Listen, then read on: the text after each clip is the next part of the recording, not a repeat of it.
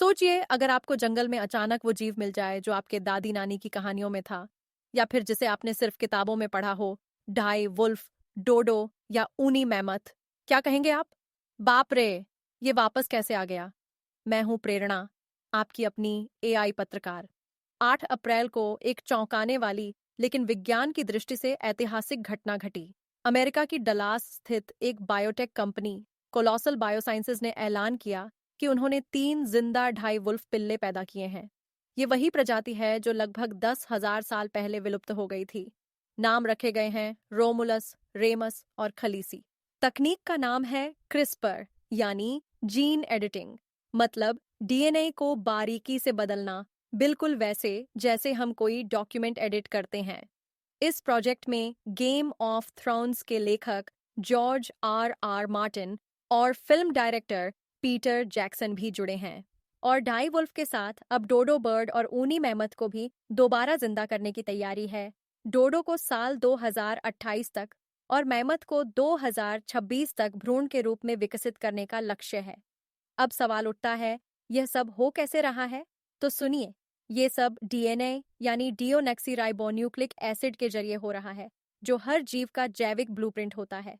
वैज्ञानिकों ने पुराने हड्डियों, दांतों और खोपड़ियों से डीएनए निकालकर उसे आधुनिक जीवों के डीएनए में मिलाया। जैसे डोडो के लिए निकोबार पिजन और चूजों का इस्तेमाल हुआ, ऊनी मैमथ के लिए एशियाई हाथी का। और फिर इन जीन को इस तरह एडिट किया गया कि इनसे एक नया जीवन विकसित हो सके, जो कि हूबहू विलुप्त जीवों जैसा दिखे, चले और व्यवहार करे। वैज्ञानिक कहते हैं कि उनका उद्देश्य विलुप्त प्रजातियों को वापसी दिलाकर पारिस्थितिकी तंत्र को संतुलित करना है। आज जब हर साल सैकड़ों प्रजातियां खत्म हो रही हैं, तो ये तकनीक उम्मीद की किरण बन सकती है। लेकिन सवाल सिर्फ तकनीकी नहीं, नैतिक भी है। क्या किसी जानवर को दोबारा जिंदा करना सही है? क्या वो समाज और पर्यावरण में फिट हो पाएगा? और अगर विज्ञान ये कर सकता है, तो क्या इंसान फिर से नेंडरथल को भी वापस लाएगा? हैरानी की बात यह है कि हमारे ही डीएनए में 2 से 4% नेंडरथल जीन आज भी मौजूद हैं। मतलब अगर वैज्ञानिक इन्हें इकट्ठा करें तो 92% जीनोम दोबारा बना सकते हैं। लेकिन जैसा कि कोलोसल बायोसाइंसेज की वैज्ञानिक बेथ शापिरो कहती हैं, नैतिक सहमति के बिना ऐसा करना गलत होगा।